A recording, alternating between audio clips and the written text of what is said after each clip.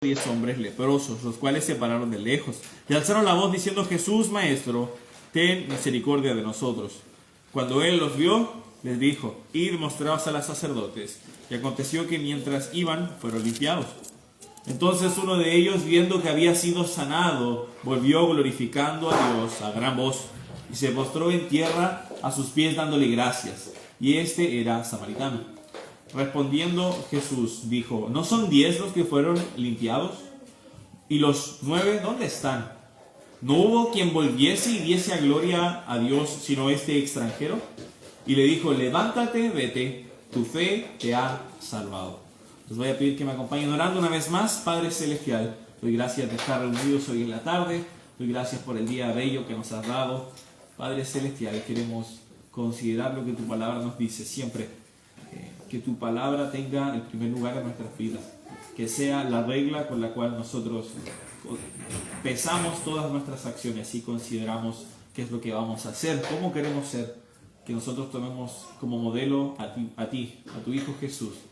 Y Padre Celestial, te pido de que en esta tarde me utilices como un buen mensajero para poder expresar lo que tu palabra nos enseña y poder cada día parecernos más a tu Hijo Jesús. Oramos estas cosas y damos gracias por todas tus bendiciones.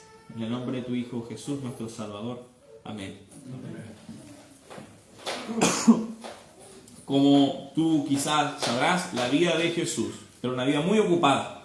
Él constantemente estaba viajando y enseñando desde que comenzó su ministerio. Tenía 3 años para hacer muchas cosas. Las cosas que él ya tenía claras que tenía que cumplir. Las profecías que en su vida iban a ser cumplidas, también las enseñanzas, la preparación de sus discípulos y sobre todo la obra redentora al momento de su muerte y de su resurrección. Entonces, él era una persona muy, muy ocupada. No creo aquí que haya nadie, y yo sé que yo conozco a muchos de ustedes, muy bien, conozco las muchas cosas que hacen ustedes, y yo sé que todos aquí son personas muy ocupadas, muy trabajadoras, muy esforzadas. Pero probablemente ninguno de nosotros estaba tan ocupado y tenía tanta presión como el Salvador Jesús. La obra que él tenía no se compara a ninguno de nuestros trabajos, ni ninguna de nuestras labores o responsabilidades. Sin embargo, considerando todo esto, nosotros vemos su corazón amoroso y piadoso. Él en ningún momento, cuando alguien se le acercaba por alguna necesidad, en ningún momento le decía: estoy ocupado. Incluso en algunas ocasiones, cuando no era el momento necesariamente para sanar a algunas personas o para alimentar a alguien, o parecía inconveniente, Jesús estaba cansado, sin embargo, él siempre se daba el momento de ayudar a las personas que se acercaban a él. Sobre todo al final de su vida, Jesús tenía muchas cosas que hacer. Nunca le detuvo de escuchar a alguien que necesitaba ayuda. Y siempre que considero versículos como los que nos dicen que debemos ser imitadores de Dios como hijos amados, considero estas cosas de Jesús. Debemos considerar que Él realmente, a pesar de lo ocupado, de lo atareado que estaba, Él nunca le decía que no a una persona que tenía necesidad y le ayudaba. Yo creo que nosotros podemos aprender mucho de eso. En el contexto en el que estamos leyendo, nos damos cuenta de que había hombres, dice, que eran leprosos. La lepra, cuando tú la lees en la Biblia, en el Antiguo Testamento y en el Nuevo, se ocupaba para varios contextos. A veces, lo principal y el uso más amplio de la palabra era una enfermedad a la piel. Una enfermedad a la piel que empezaba a generar una especie de como ampollas y heridas que muchas veces podían contraer pus, que eran muy, muy desagradables. Y lo más terrible de esta enfermedad es que era muy contagiosa. Entonces, tener esta enfermedad te condicionaba de por vida. No era simplemente que te afectaba de manera física, sino que socialmente eras aislado por el bien de otras personas. La Biblia, Dios en su sabiduría, también reguló lo que tenía que suceder con los leprosos para cuidar la salud del pueblo de Israel en el libro de Levítico. De hecho, solo para contextualizar un poquito, les voy a pedir que me acompañen a Levítico capítulo 13, por favor. Guardando su lugar en Lucas, vamos a ir a Levítico 13 y vamos a leer 2 versículos ahí.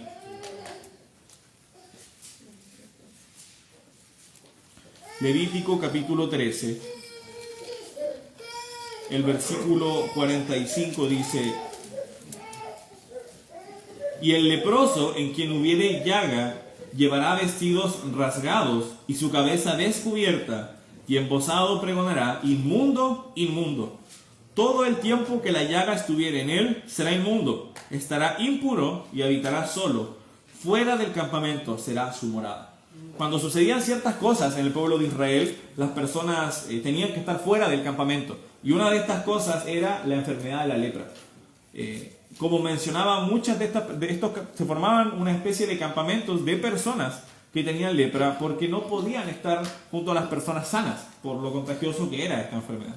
Entonces, cuando en la Biblia aparece una persona leprosa, no solo tenemos que pensar es una persona enferma que necesitaba ser sanada, es una persona rota, una persona que realmente muchos aspectos de su vida están mal, no solamente su salud. Con lo que ellos están pasando va más allá de problemas dérmicos, ¿entiendes? No es un problema solamente de la piel. Estaban afrontando muchos problemas que probablemente una persona sana no era capaz de distinguir desde una primera mirada o de inmediato. Es por eso de que de inmediato nosotros notamos que el comportamiento de estas personas leprosas está condicionado por su enfermedad. Se nos dice que ellos se acercan de lejos. Dice, y al entrar en una aldea le salieron al encuentro 10 hombres leprosos, los cuales se pararon de lejos. ¿Cómo serían nuestras conversaciones si tuviéramos que vivir hablando con las personas lejísimos? Algo pudimos experimentar en la pandemia, en esos años terribles. Yo no quiero pensar en esos años. Fueron unos años bien aburridos. Tener que sacar a pasear el perro con mascarilla fue muy fome. Y ustedes sabrán que yo, como tengo la nariz chueca, me costaba respirar y con esa mascarilla era muy asfixiante. Así que no la extraño para nada. Pero pensar en... Cuando nosotros estuvimos en esta pandemia era un tema preventivo, por eso se pusieron esas normativas. En este caso, eran cuando se tenía la sospecha para evitar que te contagiaras. Sin embargo, aquí eran personas que estaban enfermas. Eran personas que sí podían contagiar, que estaban seguros que podían contagiar a otros. Y si tenías que hablar te das cuenta, si ellos tenían que hablar con alguien, tenían que hacerlo de lejos. No podían vivir con sus familias. ¿Qué pasaba si tú tenías lepra y vivías con alguien? Tendrías que ser apartado y vivir fuera del campamento. Esa era el tipo de vida que estas personas tenían que llevar a diario. Es como les decía, no es simplemente algo físico. Ellos estaban pasando por muchas cosas. No sabemos cómo habrá sido la vida de cada uno de esos 10 individuos, pero sin duda que cada uno enfrentaba muchos problemas por causa de esta enfermedad. Entonces, la desesperación en ellos era tremenda. Leía unos comentarios y mencionaban de que en muy pocas ocasiones del Antiguo Testamento la lepra era curada. Entonces, si tú tenías lepra, a menos de que fuera por un milagro, tú ibas a vivir con eso probablemente por el resto de tu vida. Así de terrible eran las circunstancias en las que vivían estos hombres. Sin embargo, ellos sí habían escuchado claramente que Jesús podía sanar enfermedades. Y nosotros lo vemos a través de muchos pasajes de la Biblia, cómo Jesús podía dar vista a los ciegos, cómo Jesús podía sanar a personas cojas, cómo Jesús podía echar fuera demonios. Jesús estaba realmente sanando las dolencias del pueblo de Israel y esto se hizo popular. La gente se acercaba con esos motivos y es sin duda la razón por la que estos hombres se acercaron. Se nos dice al inicio que iba Jesús a Jerusalén, pasaba entre Samaria y Galilea y al entrar en una aldea. Entonces, en estos recorridos, sin duda que Él sanó a muchas personas. El libro de Juan nos menciona que las cosas que se escribieron para que nosotros creamos que Él era el Cristo y que creyendo tengamos vida en su nombre. Pero nos dice que no están escritas todas las cosas que hizo Jesús. Y que si se escribieran, nos faltarían páginas para poder anotar todas las cosas que Él hizo. Entonces, sin duda de que Él sanó y ayudó e hizo muchos otros milagros de los cuales nosotros no sabemos. Está muy claro en ese versículo. Por lo que no es nada de extraño que Jesús se haya hecho conocido. Otra cosa maravillosa era que Jesús también sanaba a personas conocidas. Nosotros vemos cómo hizo caminar a un paralítico que estuvo en un estanque por muchos años. Entonces, eso le generó una fama donde las personas se acercaban para poder ser sanados. Y ahí es donde vemos que estos hombres se acercan. las circunstancias tan difíciles a las que vivían les llevaron a recurrir a Jesús.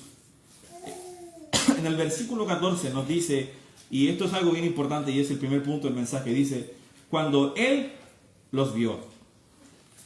No me gusta mucho sobreanalizar un versículo o sobrepensarlo demasiado, empezar a alegorizar o a hacer metáforas. No es muy bueno hacer eso. Sin embargo, se nos dice que Jesús les ve. ¿Por qué hago énfasis en que Jesús les ve? Porque muchas veces, cuando estamos en momentos muy difíciles, como podrían haber estado estos hombres leprosos, podemos pensar de que Dios no está con nosotros, de que Dios no está presente, que Dios no nos está mirando. Pero ellos clamaron a Jesús, que nosotros sabemos que Dios con nosotros, y Jesús les vio. Jesús sí estaba atento a lo que ellos necesitaban. Si me puedes acompañar brevemente al Salmo capítulo 13. Salmo capítulo 13.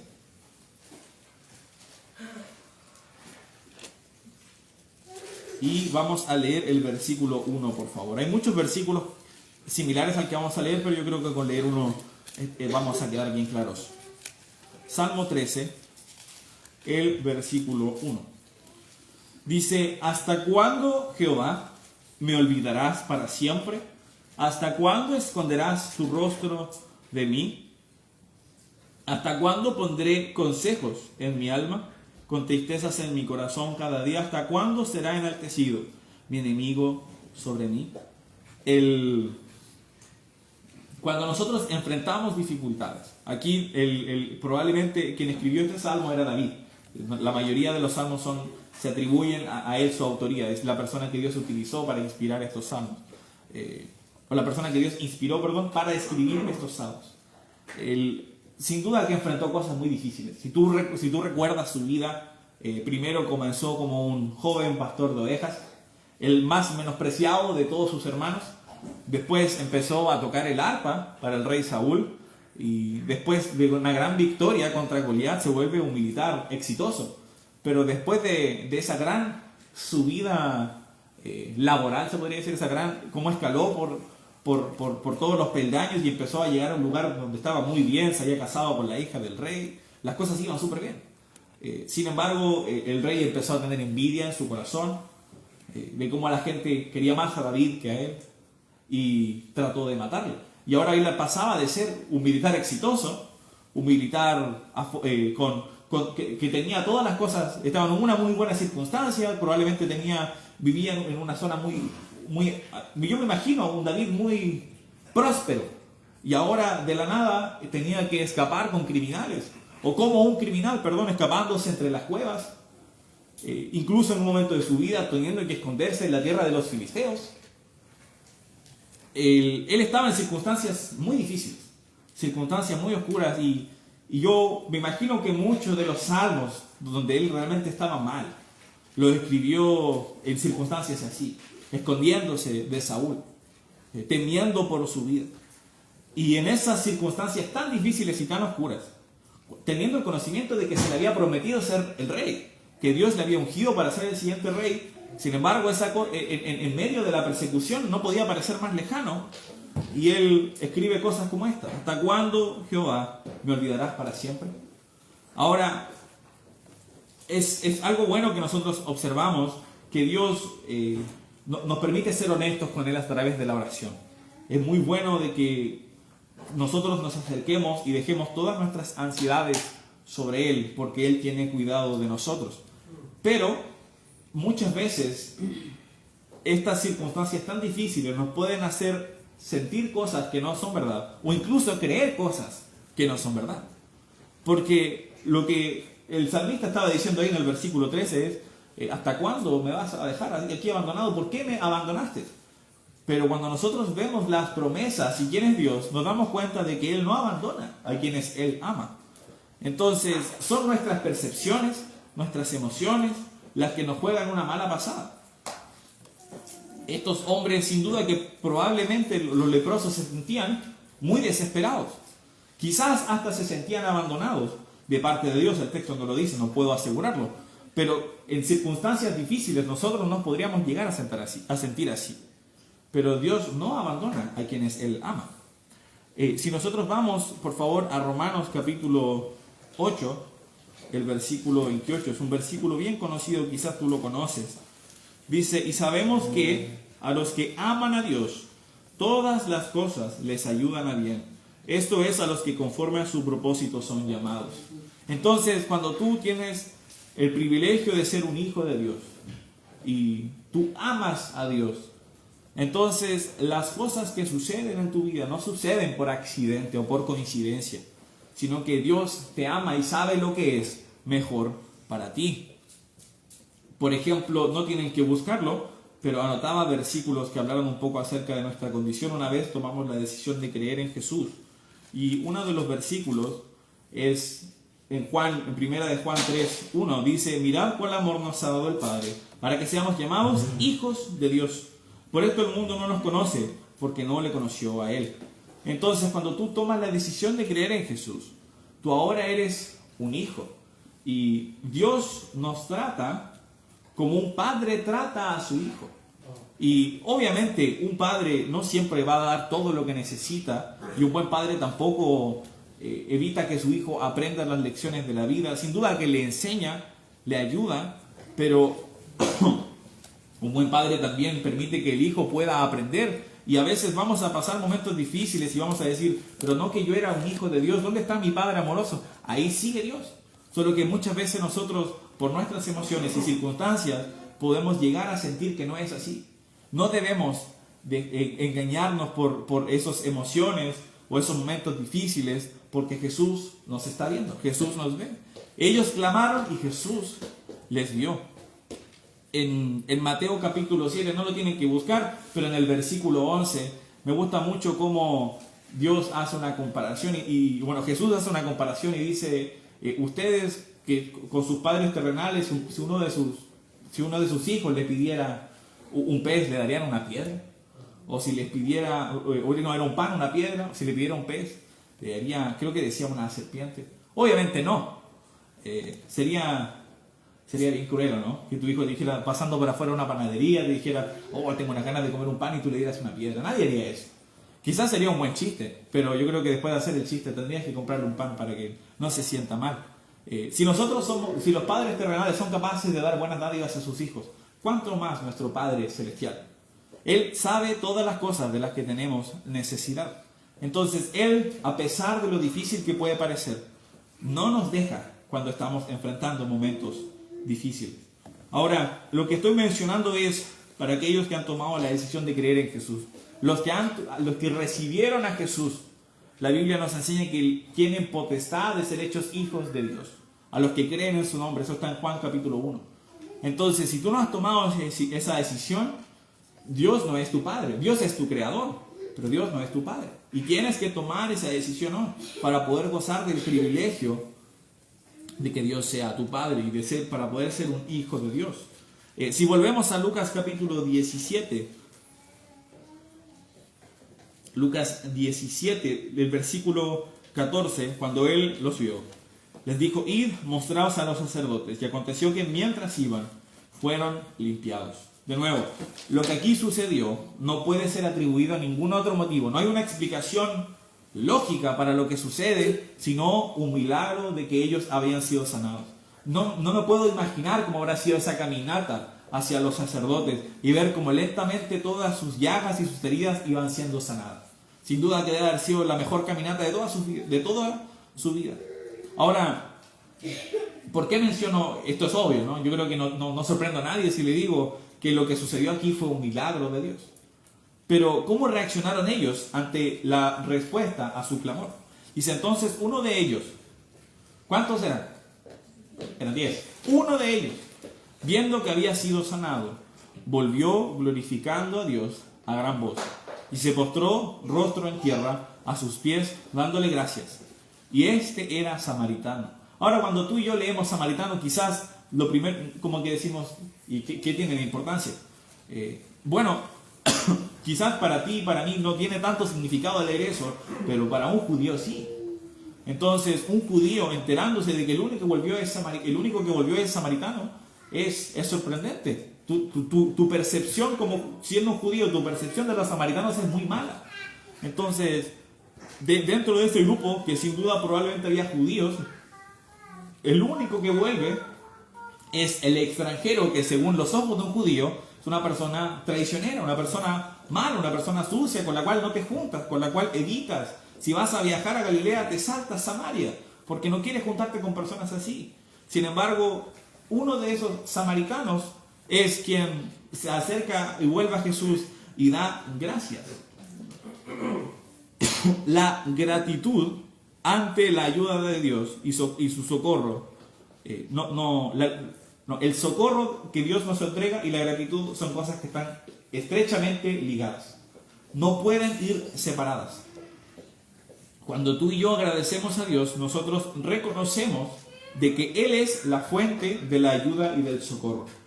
Entonces, estos hombres todos fueron sanados. Y esto es algo maravilloso. Vemos que Dios es generoso. A pesar de que no hay gratitud en ellos, su oración fue contestada. Dios sanó a los 10. Sin embargo, uno nomás fue el que volvió y dio gracias. Y tristemente Jesús se sorprende. Dice, Jesús dijo en el 17, ¿no son 10 los que fueron limpiados? ¿Y los 9 dónde están? No hubo quien volviese y diese gloria a Dios, sino este extranjero. Y le dijo, levántate, vete, tu fe te ha salvado. Ahora, él ya había sido sanado de la lepra. Sin embargo, esta salvación del versículo 19 no estaba refiriéndose a una sanidad física, sino a una salvación espiritual. Porque el hombre que volvió y dio gracias había reconocido quién era Jesús, quién era quien le había sanado, quien había obrado este milagro. Como mencionábamos del libro de Juan, los milagros que Jesús hizo eran para que la gente creyera que era el Cristo y que creyendo tengamos vida en su nombre. Entonces él vio ese milagro y dijo, es el Cristo. Entonces vuelve y da gracias, y Jesús, viendo que él entendió eso, le dice que él había sido salvado, porque él creyó a través de ese milagro que había sido que él experimentó en su propia vida. Él se dio cuenta, esta persona no es cualquier maestro, no es cualquier profeta, es el Cristo, el Mesías prometido, el ungido de Dios. Entonces, cuando nosotros nos acercamos a Dios, como había mencionado, Dios nos está mirando. Dios en ningún momento nos abandona. Si tú eres su hijo, Dios está atento a tus necesidades y Él está siempre cercano, nunca está lejos de nosotros. Ahora bien, cuando Él responde a nuestra oración, la actitud que nosotros debemos tomar es la actitud de gratitud. Acompáñenme, vamos a leer algunos versículos en los Salmos. Salmo capítulo 18, por favor. No vamos a leer tantos, pero me gustaría que viéramos esta correlación que hay entre el socorro y la gratitud. Salmo capítulo 18. Dice el versículo 1. Te amo, oh Jehová, fortaleza mía. Jehová, roca mía y castillo mío, y mi libertador. Dios mío, fortaleza mía, en él confiaré, mi escudo y la fuerza de mi salvación, mi alto refugio. Invocaré a Jehová, quien es digno de ser alabado, y seré salvo de mis enemigos. El versículo 6 dice, en mi angustia invoqué a Jehová, y clamé a mi Dios. Él oyó mi voz desde su templo, y mi clamor llegó delante de él a sus oídos. ¿Te das cuenta de que el salmista aquí está diciendo, Dios escuchó mi clamor, Dios respondió a mi oración? ¿Y cuál es su actitud? Te amo, Jehová. Está agradeciendo a Dios. Fortaleza mía, Jehová, roca mía y castillo mío, mi libertador. Él está agradeciendo y está enfatizando que él confía en Dios, porque Dios respondió a su oración. Dios fue al socorro del salmista. Mira, ahora vamos al Salmo capítulo 30, al Salmo 30, por favor. Yo no sé si se dice Salmo capítulo, no, es Salmo 30. Salmo 30, versículo 1, dice, te glorificaré, oh Jehová, porque me has exaltado. No permitiste que mis enemigos se alegraran de mí. Jehová, Dios mío, a ti clamé y me sanaste. Oh Jehová, hiciste subir mi alma del Seol, me diste vida para que no descendiese a la sepultura. Otra vez, el salmista fue ayudado, fue librado por sus enemigos. ¿Y cuál fue su reacción?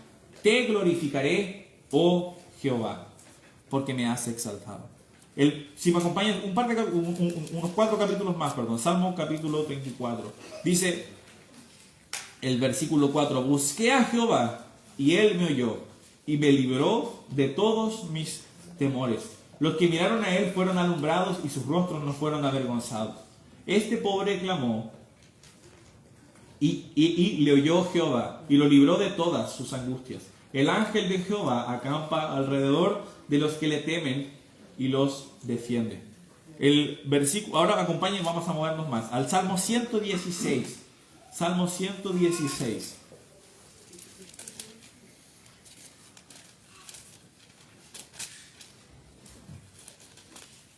El versículo 1 dice: amo a Jehová, pues ha oído mi voz y mi súplica, porque ha inclinado a mí su oído. Por tanto le invocaré en todos mis días. Me rodearon ligaduras de muerte, me encontraron las angustias del Seol. Angustia y dolor había yo hallado. Entonces invoqué el nombre de Jehová diciendo: oh Jehová, libra ahora mi alma. Clemente es Jehová y justo, sí, misericordioso es nuestro Dios.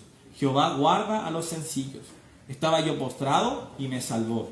Vuelve, oh alma mía, a tu reposo, porque Jehová te ha hecho bien.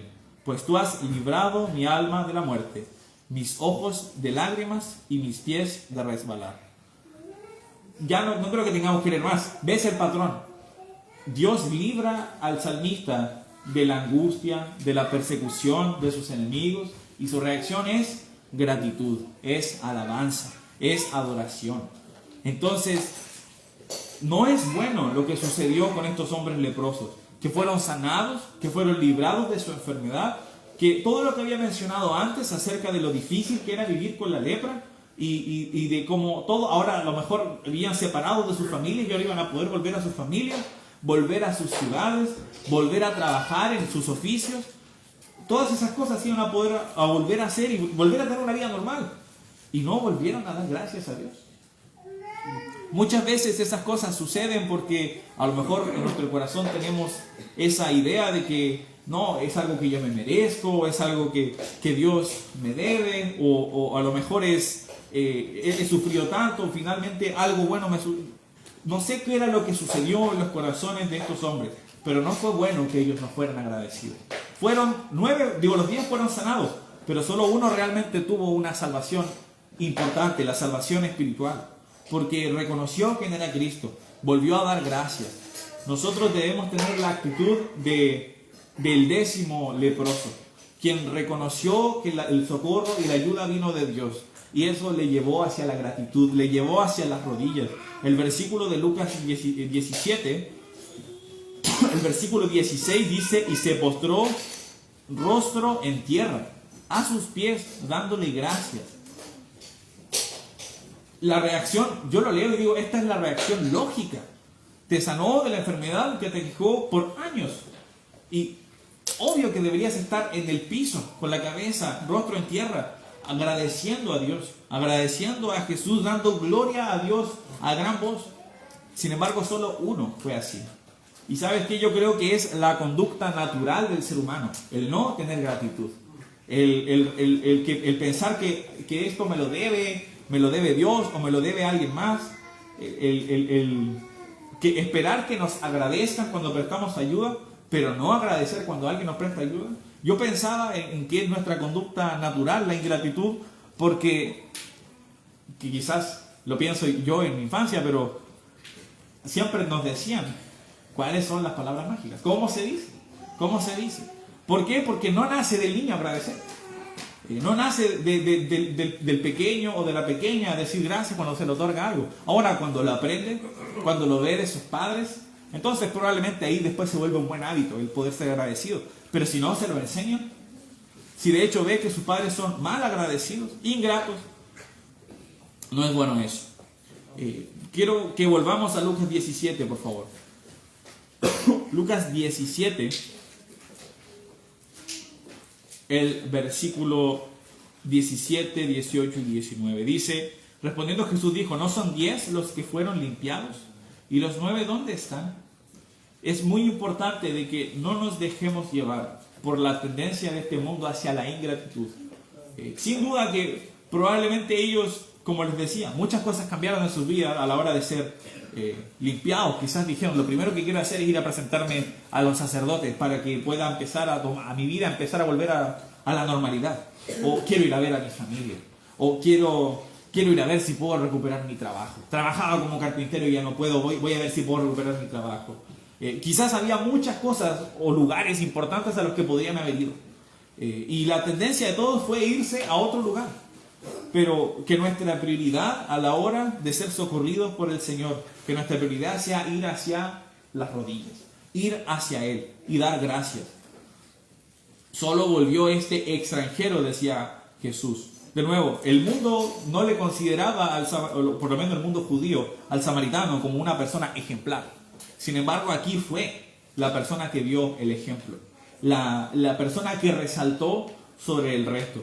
Es muy importante de que nosotros seamos así. Cristo espera que nosotros seamos diferentes al mundo. Y en esta instancia también podemos ser diferentes. Tener una actitud agradecida una actitud agradecida con las cosas que Dios nos da cada día. Y en específico con el socorro y cómo Dios responde a nuestra oración. Algo muy bueno que yo he podido notar en nuestra iglesia cuando nos congregamos los días miércoles y oramos. Yo escucho a los hermanos compartir peticiones de oración de mucho tipo, de muchas índoles, en el área laboral, en salud de algún familiar, conocidos, y Dios responde a nuestras oraciones. Y me gusta que al siguiente miércoles, o 2 o 3 miércoles después, y ellos dicen, ¿se acuerdan, hermano, que yo estaba orando por X? Bueno, Dios respondió mi oración y quiero dar gracias por eso. Eso es algo muy bueno, pero no es algo que sucede siempre y no es algo natural. Entonces nosotros tenemos que entrenar nuestro corazón hacia la gratitud, hacia el agradecimiento hacia Dios y hacia el contentamiento. Y me gustaría que me pudieran acompañar orando y que podamos estar reflexionando acerca de cuántas veces Dios ha socorrido y ha acudido a nuestra oración. Cuando nos sentíamos solos, cuando pensábamos que Dios no estaba presente, Jesús escuchó nuestro clamor y nos miró. Estaba ahí viendo lo que nosotros sufríamos y Él entendía perfectamente y respondió a nuestra oración. Pero muchas veces nosotros no respondimos con gratitud. Fuimos como los otros 9, que siguieron con su vida y qué bueno que Dios me escuchó, pero yo sigo con lo mío. Debemos tener una actitud agradecida. Dios no nos debe nada, no tendría por qué haber contestado la oración de estos 10 hombres, porque Dios puede hacer lo que se le plazca. Sin embargo, en su carácter amoroso, respondió la oración de estos hombres, el clamor de estos hombres, y les sanó. A pesar de que ellos fueron ingratos, los 10 fueron sanados. Ese es el carácter de nuestro Señor.